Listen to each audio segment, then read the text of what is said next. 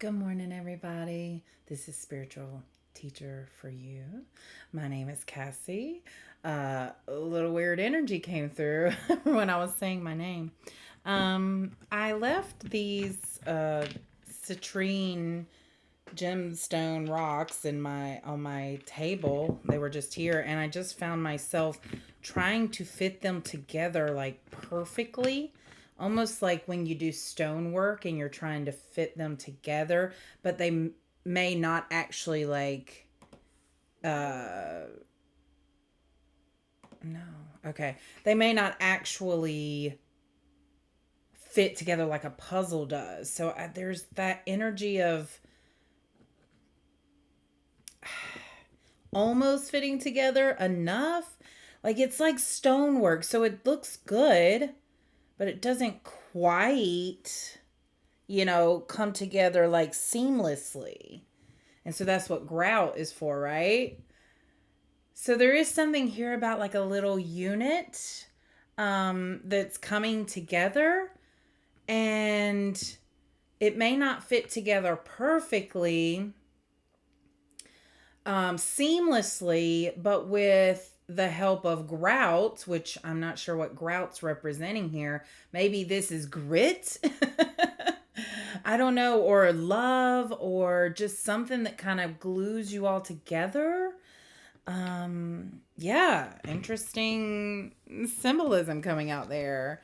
All right, I went to grab my tarot cards, but instead I grabbed my romance and love cards. So I'm going to see what we've got here.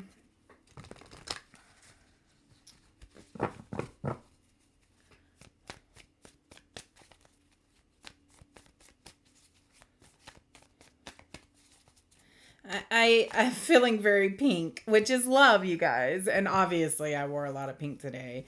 Pink dress, pink over shawl thing, pink owls.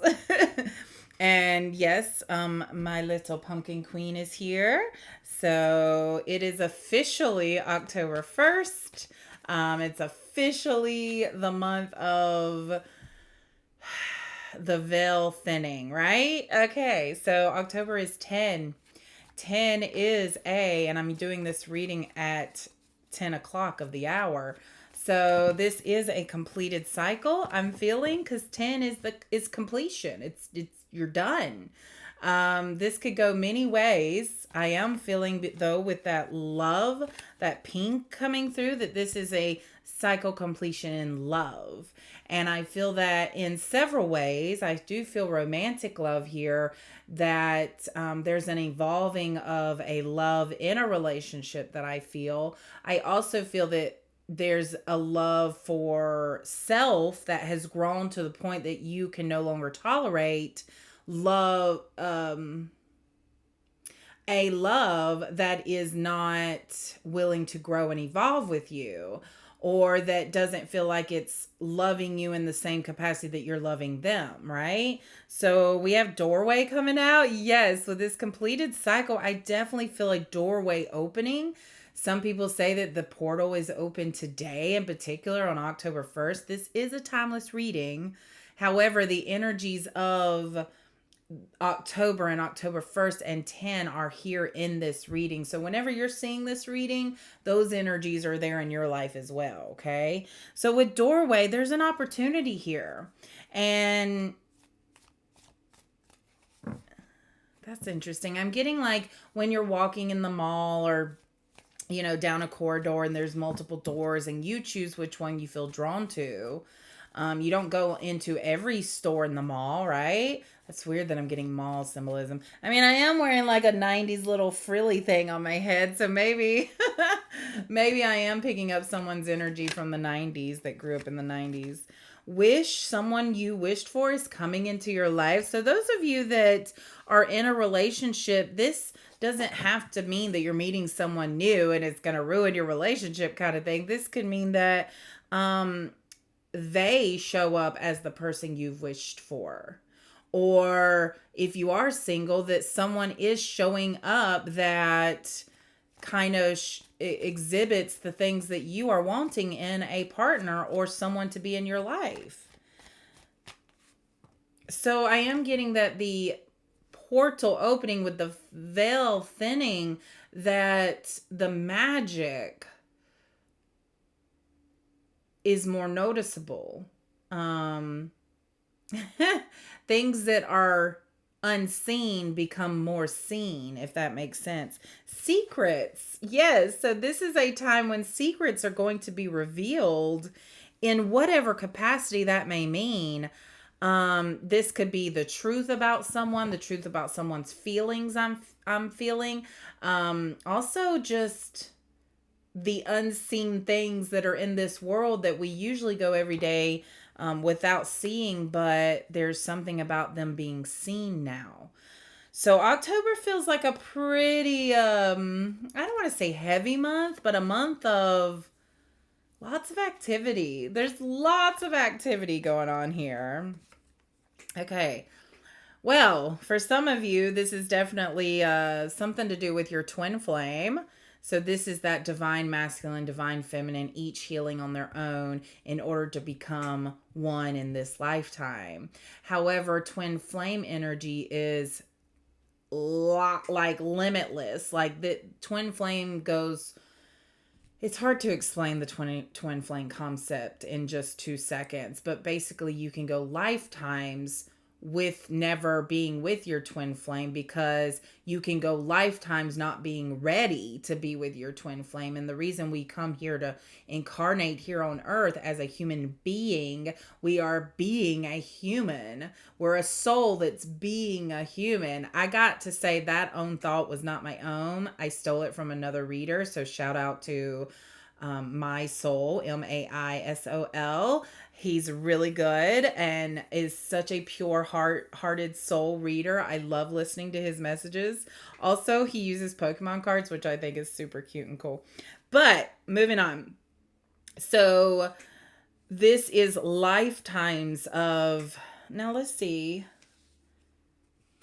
So yes, I feel like in this lifetime though, you are feeling your twin flame more than, well, you don't know how much you felt them in the past, but you have done a lot of growing and evolving in this lifetime to the point that they can feel your magnetic pull, and it's vice versa. Because as you heal and as you come into your most authentic self, this is like a magnet being pulled, or a magnet attracting your twin flame to you.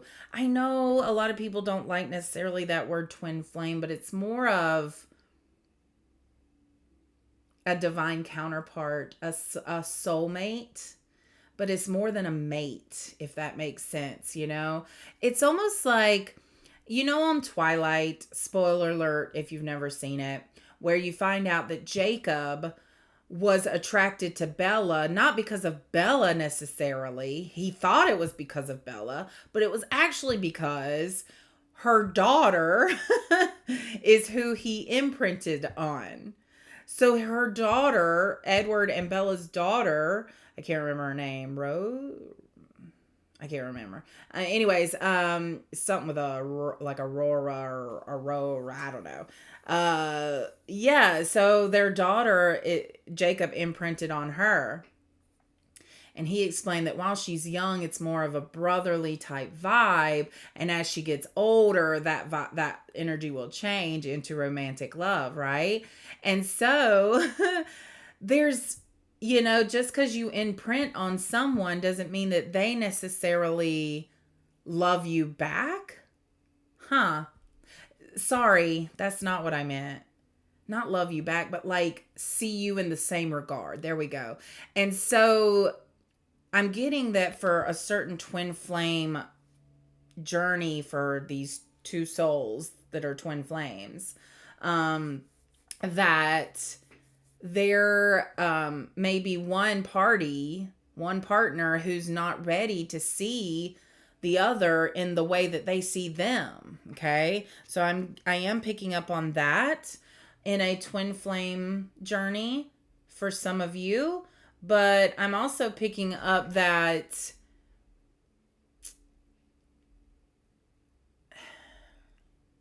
there, you may find yourself attracted to certain people, thinking that they are your soulmate, but they may not be available, or they may not be ideal for you. And it's like, well, why am I so drawn to them? And it could be for the same reason that Jacob was drawn to Bella, because they will lead you to the person you're actually supposed to be with. So there is a lot of energy here that can be interpreted different ways. So there really is a discernment, and you don't have to make a decision. In fact, the energy I feel here is not making a decision about something, not deciding what the energy is, and just kind of allowing it to transform and evolve like it's supposed to, and not putting a label on it, not squishing it into a little box. This love is transcendent and transformational, and there's nothing you can do really to stop it. And the more you try to control it, the more you try to figure it out like it's some mystery to be solved. It's not. It's love. And love is ever flowing and ever around us. So it transforms, it moves, it circles, it straightens out, it dips and dives, So love needs to flow. And when you allow the flow of love, then you get that much closer to reunion with your twin flame. Now, I did get proposal here. So an offer or a proposal in the near future comes as a surprise. So I do feel that this could be, Spirit's saying that's the message. They don't necessarily want me to, oh man, but I really wanna, you guys. I really want to dive deep into what this proposal is, but Spirit's like, nope. Okay, well, we have baggage that popped out. And of course, that's exactly why you just need to let love flow, because there are things that are still meant to be.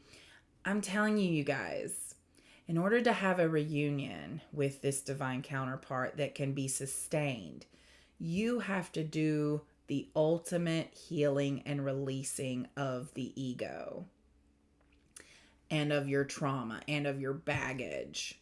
You have to release what you think things should be like, what you think love should feel and look like. Because as you heal and grow, love transforms. It does not look like we think it looks like when we haven't grown. Love is so conditional. But when we do the healing and growing, it becomes unconditional, and you realize how connected we all are. Okay? And that connects to a reading I recorded yesterday. So that same energy is still here. Okay, they say I'm done with the love and romance cards, and now I'm going to tarot. Apparently not.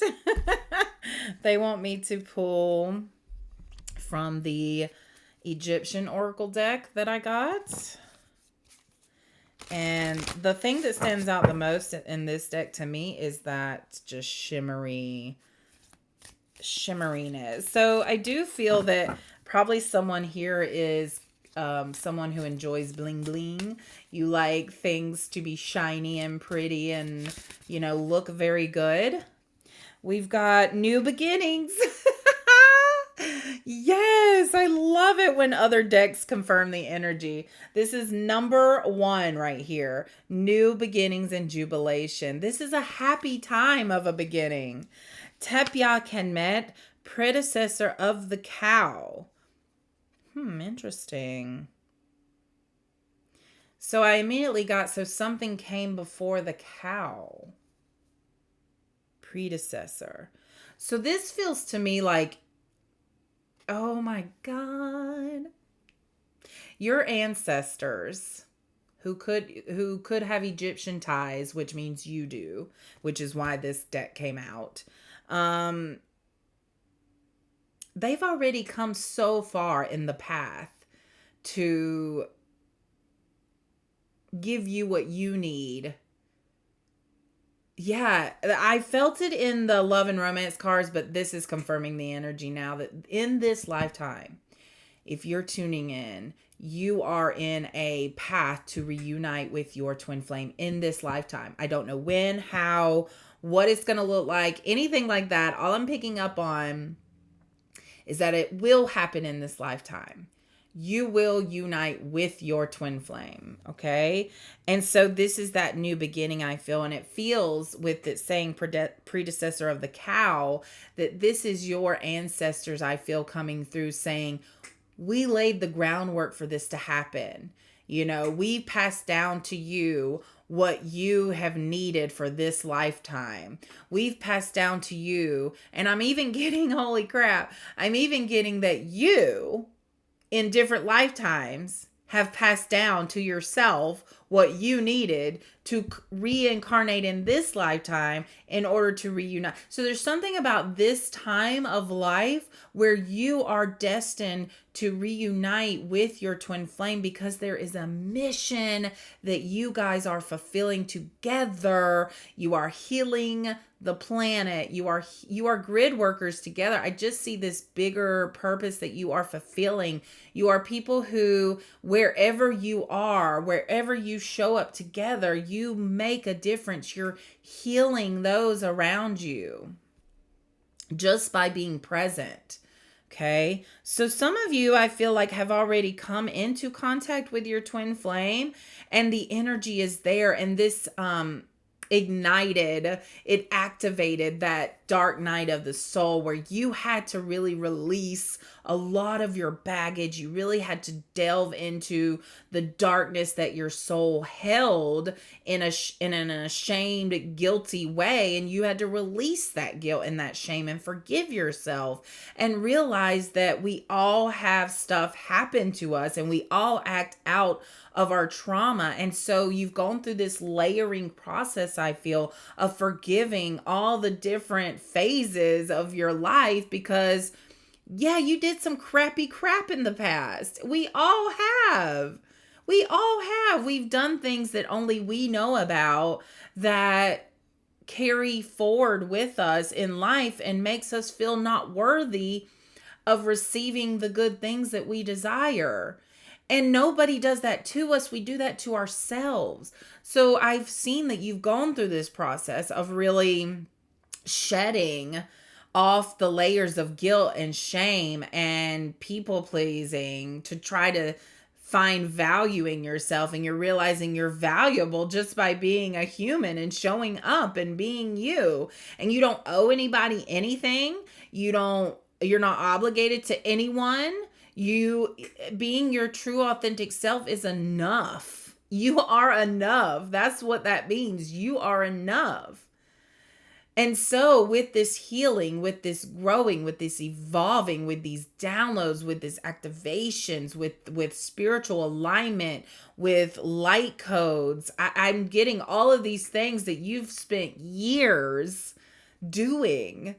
They are coming to a culmination point where you are now at a time when you breathe in your power now and you know how you're showing up in the world and you know your authenticity and you know that you are loved and you know you're worthy of love and full of love and your heart is open.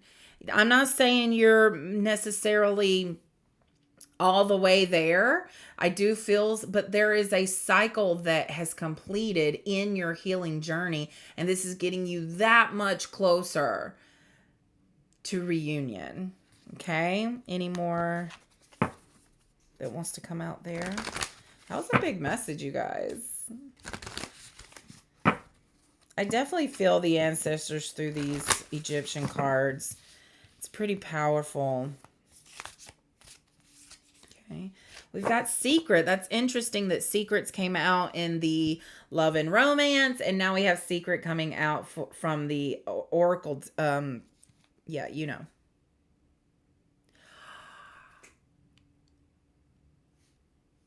This doesn't say Secret. It says Surette. But I saw Secret, you guys. 20, melancholy and sadness. So it must be that someone's keeping it hidden from you how sad they are that they're not with you. The sheep. And sheep are looked upon as shy, right? So there is this hiddenness that I do feel that someone is hiding how sad they are, how low they've gotten.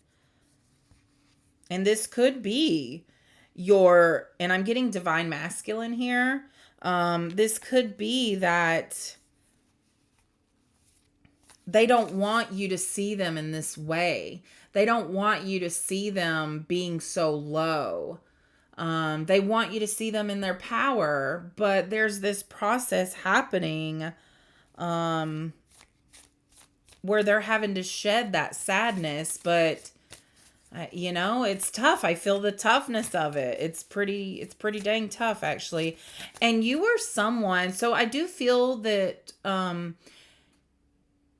y'all have been in each other's life, and you're someone that they looked to as a light beacon. And then I feel that something happened to where you separated. And so they're having to do this on their own, but that separation was necessary. They have to do this on their own. They can't just use your light to heal. They have to come from an inward place, not an outward place. So if you were the one that initiated separation and it broke you, that's what was supposed to be. You both had to heal on your own without each other. This had to be an individual process. We've got A for Osiris coming on out here. God of the afterlife and fertility. With new beginnings and jubilation, it feels to me like a birth. You push so hard, it's so painful, everybody's stressed out, it's affecting multiple people when you're giving birth, and then the baby comes out and he cries and it's a jubilation. It's like, oh, finally, right? And it's just this relief and overwhelmment of emotion and just jubilation is the word. And so we have resurrection here with Osiris. That right now, I do feel that the divine masculine is rather going through this birthing period, which is tough. You're going from darkness into light, right? And it's blinding and it's loud and it's just disruptive, and you can see everything, and it's overwhelming, and you're not sure what to do. And so I feel that Osiris is here to help you in this process of being birthed from this dark night of the soul, where you're shedding all these egoic social norms that you've been consumed with since you were a baby. And now you're shedding all of that. And Osiris is here. I feel them here saying, it is your time. I will help you raise up. But you have to make the choice to do that. And then we have illumination and revelation. Yeah, illumination 33. This is that illumination of being born and being light shining on you and people seeing you, and a star is born is what I'm hearing. Lower arm of Sa, Bremen Karisa. Don't underestimate the power of the little man is what I'm hearing to help you. Like, a lot of people seek out professionals to help them, like professional therapists, professional counselors, lawyers, blah, blah, blah, financial gurus, CPAs, blah, blah, blah. I'm getting from this that there is someone who doesn't necessarily have a degree or have certification in an area, but they actually have the advice and knowledge that you are seeking. So just be open to the ways that new knowledge and advice can come in. And I'm getting throat here. So this could be just you talking to someone and then it activates a download for you or an epiphany. And now we have Isis. And Osiris and Isis, I'm pretty sure were frickin' married. Weren't they the ones? Yeah. Or is Osiris the son? I've got to look that up now.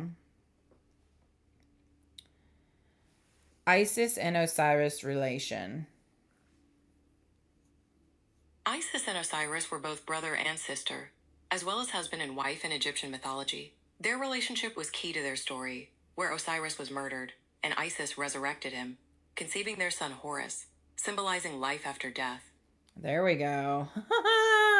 So with Isis and Osiris out in this twin flame reading, you guys, I can't even, you can't make this up. I couldn't have planned that any better. A and D, maybe those are initials for you. I do feel that this divine feminine and divine masculine are at different stages of their healing and growth. But I am also feeling that the divine feminine through Isis, divine goddess of Egypt, wow, that there is light being shined onto the divine masculine from this feminine and vice versa. I feel that I'm getting a lot of light energy from Isis here, from this divine feminine. It's like I feel that the divine feminine is really showing the divine masculine her safety, like how her wings are just open and kind of encasing this masculine figure here, almost like in a protective way. Like this is, so I see the divine masculine seeing the divine feminine as like their safe place. They feel very safe, secure, nurtured, like they can just wrap up into their arms. I see this like come here. Let me give you a hug kind of energy. The Ankh, the ANKH seems significant here. Maybe you've been seeing that symbolism. That's definitely divine feminine, I feel. Also, with the divine feminine, I feel this because this crown here is very similar to the high priestess in tarot, what she's wearing on top of her head. So I definitely feel that the divine feminine is very intuitive, very spiritual, very connected, very deep. um I imagine small talk is very difficult for this divine feminine. um like even talking about things that she's not interested in. Remember, gender is not in tarot or anything really. We put gender on things. So when I say she, I'm referring to the divine feminine, he for divine masculine. That doesn't mean male, female, okay? Um so I do feel that she is someone who has protected herself in order to really nurture and what's the word? Nurture this relationship with spirit that she has and has had all along, and it just has come full circle for her, I feel. I do feel because of her divine connection that she has put almost a protection on you and your healing divine masculine. See, I'm like talking to the divine masculine here. Um and there's this level of trust that the divine masculine needs to have in his feminine. um but I see that could be a struggle, or it's a process, not necessarily a struggle, it's a process. Okay, anything else? I feel like there is more here with the divine masculine and feminine coming out in these Egypt cards. You both must have ties here to Egyptian ancestry. Do we want to keep using Egypt? Oh, I heard a big fat yes. What else can you tell us about this divine masculine and feminine then, ancestors? Because I definitely feel your ancestors here. We've got Tepya Semed, predecessor of the horn, tree of life and wisdom. Oh my God.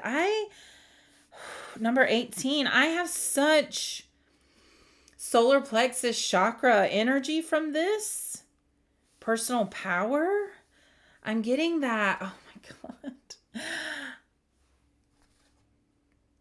I'm getting